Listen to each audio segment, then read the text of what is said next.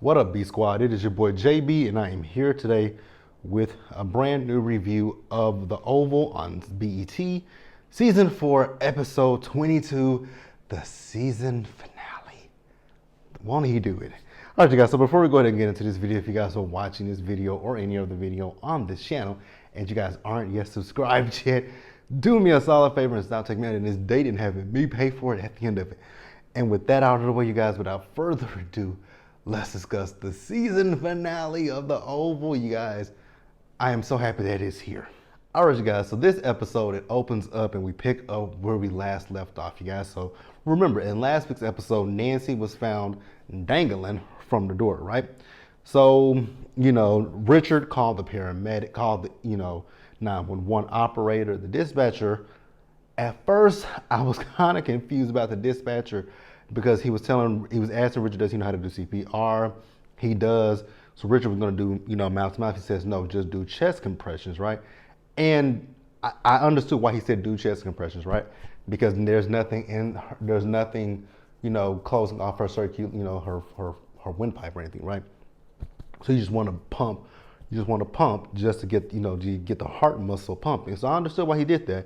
Then he asked him, do you know, whatever song he asked him, do you know? He says, do that because you'll be on rhythm. And I was like, okay. For once, Tyler put something in the script that really made sense, right? So, Richard was asking, where are the paramedics? The man said they're about 9 minutes away. So then he was like, well, tell them to just bust the door down, right? Well, actually, it's not the paramedics who can knock the door down. It's actually the firemen who can, right? When they call I just recently learned this, right, at my job, that, when they call out the fire people, they call out the firemen, the ambulance and all that stuff, the firemen, they're the ones who have like the jaws of life and all that kind of stuff. The police don't have it, and, the paramedics won't have it, right? So they come in and they're working on Nancy, right? So I don't know what's going on with Nancy. So then we move over to Sharon. So Sharon is still in handcuffs. And, Sharon, I was like, girl, are you stupid or are you dumb? When she was sitting there telling the cops that Kareem had unlived Barry, but he was holding her, all you had to do was say, he was holding me captive. That was all you had to do, Sharon, was say he was holding me captive.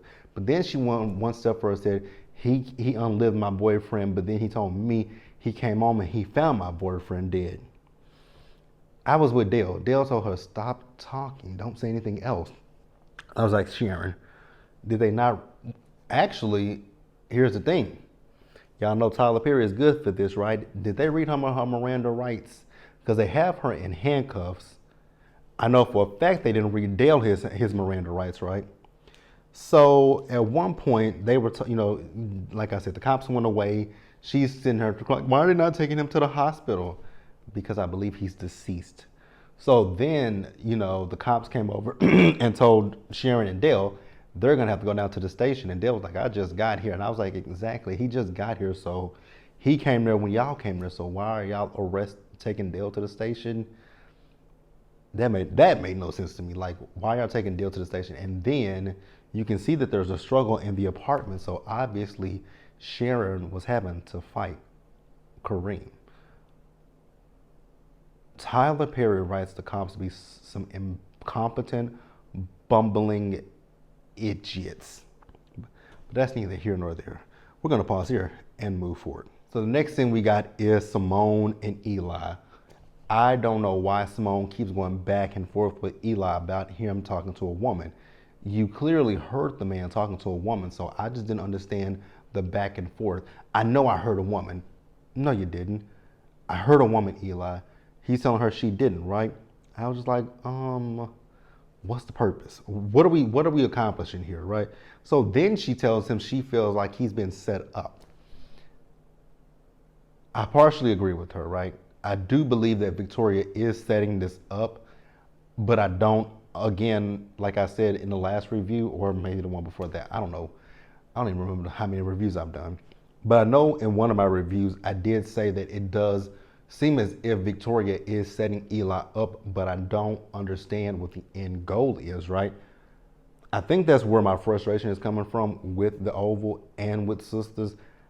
I don't understand what the end goals are with both shows, right? Especially when it comes to the Oval. I thought I knew where we were going. We knew where they were going, right? They were going to try to get Hunter out of the White House. But then Eli and we found out he and Victoria were sleeping together with each other. And then the whole situation about them trying to say that, oh, it was Jason, which we know most of it was Jason, right? But I don't understand how that benefits Eli. And I'm still confused about that. And I'm still confused about what Victoria is up to. Victoria has no power. So no matter what chess moves Victoria tries to play, you have nothing. But that's neither here nor there. So Victoria, actually, Eli told Simone to drop it. So Victoria, she called Donald for an update, right? So she left the voicemail for Donald. Speaking of which, they didn't even address Donald or Lily in this episode. Like there was no mention of them in this episode, but we left off last week's episode with, oh boy, going into Donald's room and popping him, but they didn't mention it in the season finale. Okay, I mean, I guess Tyler, show. You write however you want to write it. So Hunter was coming out the bathroom. He's dressed up, and Victoria's like, "Where are you going?" And y'all know how Victoria and Hunter are, so they have their back and forth with each other, right? Hunter says he's going to the Oval to work. I was like, yeah, now when have you done some work in the Oval besides what Victoria said? Watch PORN and get hookers. So after Hunter left, Victoria called up Alonzo, right? And she was like, tell me about your penis. Do you love your penis? Do you like your penis? Does your penis work? Would you like to keep your penis? Well, if you want to keep your penis, when Hunter comes down there, you don't take Hunter anywhere, because if he leaves his White House, I will personally come and cut it off. I was like, well, wow. Okay, Lorena Bobbitt. Wrong person, but okay. So let's pause here and move forward.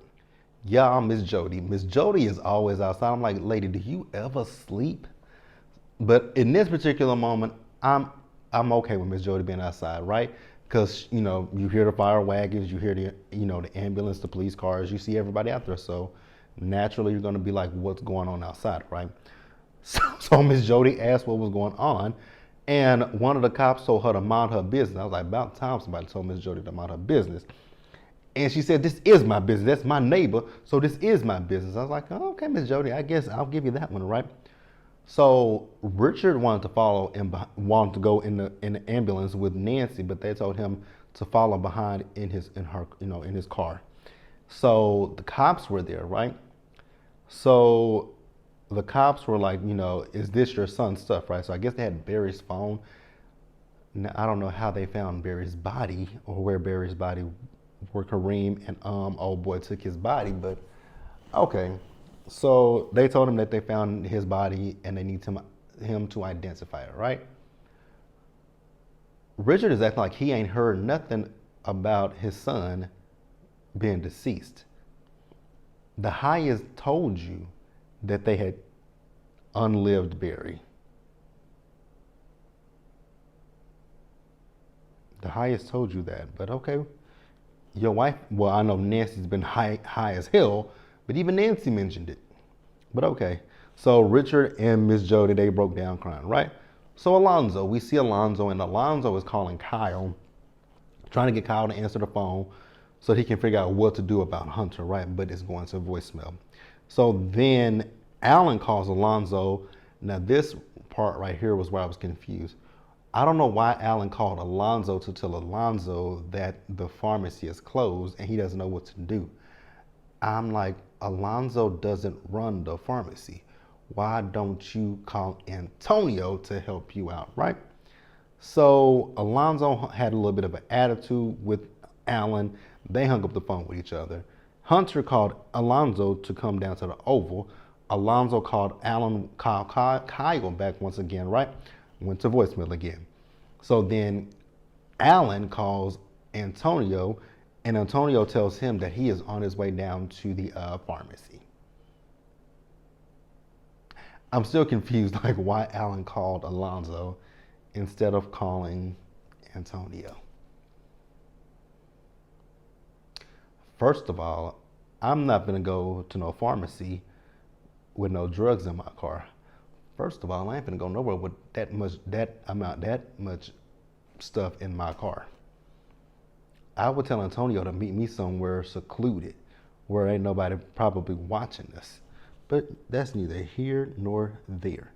So next up we see Sam, right? So Sam and Max, they're going to be going to, go where David and Jason are, right? So Sam is telling Max that he thinks that, basically there's a sting operation or whatever, and that Kyle is in on it, right? So you guys know how Max is. He's like a dog with a bone. Whenever he hears Kyle's name, he's ready to pounce, and that's exactly what it is, right? So, like I said, Sam told him everything. He told him about Jason, the fact that he switched Jason's body with a cancer patient. That storyline right there still makes no sense to me. Unless Jason has a doppelganger, I don't know how they really truly believed that was Jason in that bed. Unless Jason has a twin. Okay, let's pause here and let's move forward. I did forget to mention that, with Sam and Max, they're gonna take out anybody that's basically against them, right? So Hunter, we see him in the Oval Office. I felt a little way about him dancing to that rap music. It just seemed kind of culturally appropriated, but whatever. So Alonzo came to the Oval Office, and Hunter is telling Alonzo, "Here, I got a disguise for you." It was one of them ratty ass wigs from Tyler Perry's plays. I was like, oh, okay. So you guys know Hunter wants to go out and find some women, black women, Asian women, Latino women. He just doesn't do white women. I was like, wow. Just doesn't sit right in my spirit. Ugh. Doesn't sit right with me. So the next thing that doesn't sit right with me, that doesn't make any sense to me, so Sharon and Dale. Remember I told you that Sharon and Dale got taken down to the station, right? Why are Sharon and Dale in a holding cell together? That's number one. Then Sharon's phone rang. I was like, wait a minute, she's in a holding cell, but she got her cell phone? So she took her phone out and answered it. It was Hunter. Hunter wants to see Sharon, right? She told Hunter no. But then Hunter says something that caught my ear. He said, so is one boyfriend in jail for, unliving the other one. I was like, wait a minute, but the highest took credit for Barry, but now Hunter is trying to take credit for Barry? Make it make sense. Make it make sense. So at one point we see Hunter, he's hyped up on the coke and he's drinking, right? So he finally passed out from, I think, all that fentanyl, and he's calling for Alonzo to call for Victoria. Good luck with that one. I don't think he's gonna DIE. He's a main character, so I don't think that Hunter's gonna croak. But let's pause here and move forward. All right, you guys, so this next scene, I'm kind of going to breeze through it. Actually, I think we're going to wrap up the episode. So the next few scenes, they really weren't that much. So we see Kyle. You guys remember Kyle's outside of David's crib, right? His secluded house. And you guys remember Donald wants them to go in. So he asked his guy, are you sure that that's them in there, right? So the guy was like, I'm 99% sure. He said, well, if you're so sure, why don't you go knock on the door? What are you going to knock on the door and say? I got cookies. Like, what is he gonna say? So Kyle says it's time to go in and smoke them out, basically, right? So Jason and David, they're in the house, in the cabin, and Jason, David is telling Jason he can't get a count of how many guys it is. Jason, like, it's 12 men. He said, my dad has done a strike before. He said, you think this is a strike? He said, yes.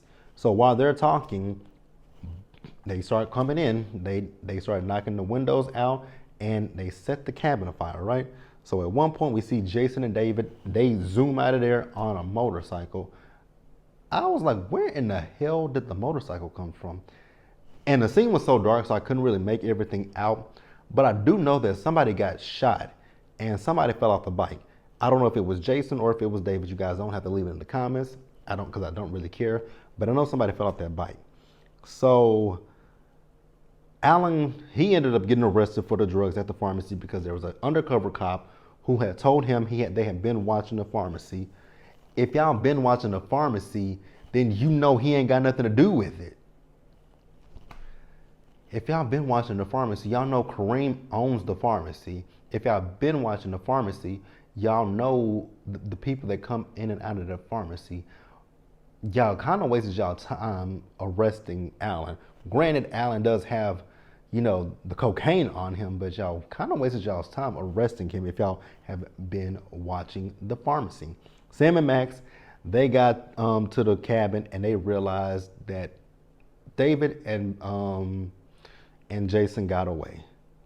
Now again, like I said, I know somebody fell off the bike, so they didn't see the person who fell off the bike. Okay, I guess.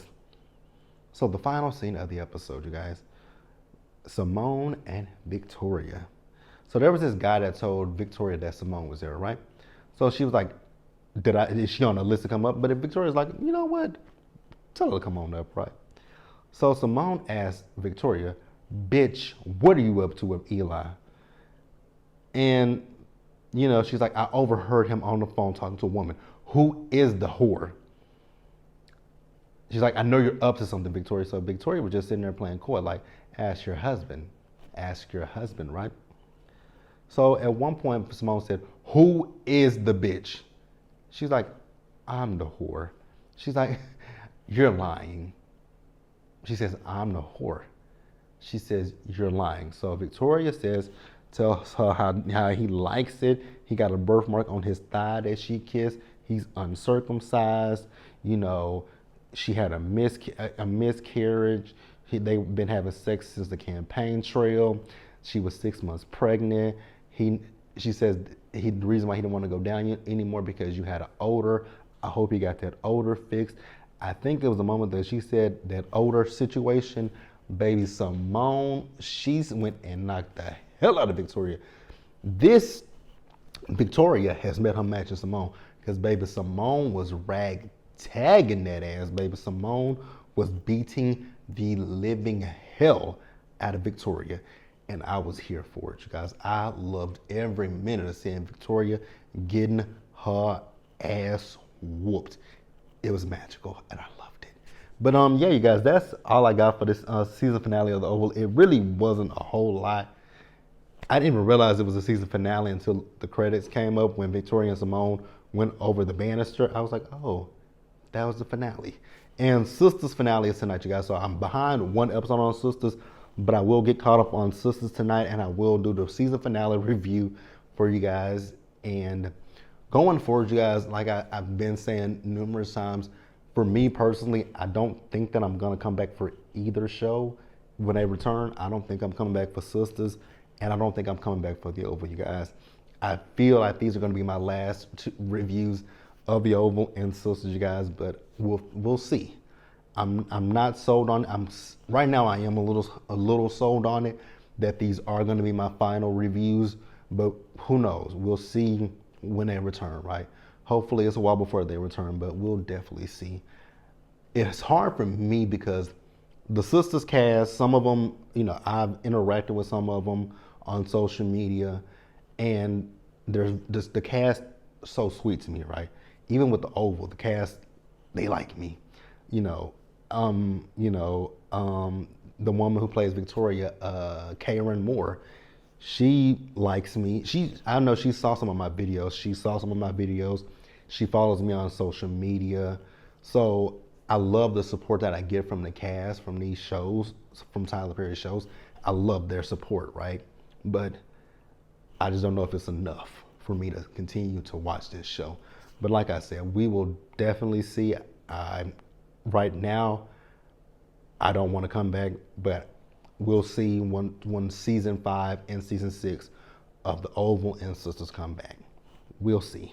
No guarantees, you guys, but I'll catch you guys in the next one. Stay safe out there, you guys. Take care of yourselves. Wash your hands, be blessed, and I'll see you guys later. Bye, guys.